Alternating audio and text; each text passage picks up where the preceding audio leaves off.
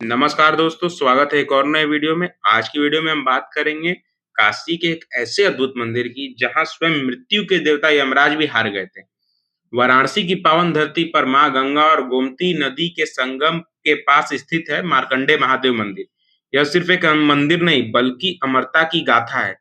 आज हम इसी रहस्यमय और चमत्कारी मंदिर की गहराइयों में उतरेंगे, तो हो जाइए तैयार और एक और रोमांचक यात्रा के लिए। इस अद्वितीय मंदिर का नाम महान ऋषि मार्कंडेय के नाम पर रखा गया था। उनकी जीवन गाथा भगवान शिव की असीम अनुकंपा और एक भक्त की अटूट श्रद्धा का अनुपम उदाहरण है। प्राचीन समय में ऋषि मृकंडू और उनकी पत्नी मरुद्वती निसंतान होने के कारण बहुत दुखी थे। उन्होंने भगवान शिव की कठोर तपस्या की। उनकी भक्ति से प्रसन्न होकर देवादिदेव महादेव प्रकट हुए और उन्हें एक अद्भुत विकल्प दिया। या तो एक 100 गुण संपन्न पुत्र जिसकी आयु केवल 16 वर्ष होगी, या एक 100 पुत्र जो दीर्घायु होंगे परंतु गुणों से हीन रहे। ऋषि मृगंडू ने उस तेजस्वी और गुणी पुत्र को चुना और इसी प्रकार ऋषि मार्कंडेय का जन्म हुआ। बचपन से ही मार्कंडेय एक असाधारण प्रतिभा के धनी थे। उन्होंने अल्प समय में ही वेदों और शास्त्रों का गहन ज्ञान प्राप्त कर लिया था, परंतु जैसे जैसे उनका 16वां वर्ष निकट आता गया, उनके माता पिता की चिंता बढ़ती गई। जब बालक मार्कंडेय ने उनकी व्याकुलता का कारण पूछा और अपनी अल्पायु का सत्य जाना, तो उन्होंने बिना किसी विलंब के भगवान शिव की शरण ले ली। अपनी नियति जानकर भी मार्कंडेय ऋषि का मन विचलित नहीं हुआ। उनकी भक्ति और दृढ़ हो गई। उन्होंने एकाग्रचित होकर भगवान शिव की आराधना शुरू कर दी। वे निरंतर महामृत्युंजय मंत्र का जाप करते थे। उनका रोम रोम शिवमय हो गया था।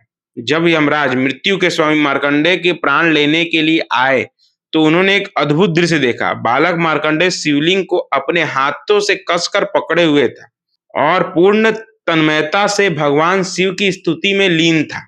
यमराज ने अपने शक्तिशाली पास से मार्कंडेय ऋषि को खींचने का प्रयास किया, परंतु जैसे ही वह पास शिवलिंग को स्पर्श किया, ब्रह्मांड कांप उठा। उसी क्षण भगवान शिव अपने प्रचंड रौद्र रूप में उस शिवलिंग से प्रकट हुए। उनके नेत्रों में ज्वाला थी और त्रिशूल उनके हाथ में शोभावान था। भगवान शिव ने यमराज को कठोर वाणी में बालक मार्कंडेय से दूर रहने की चेतावनी दी।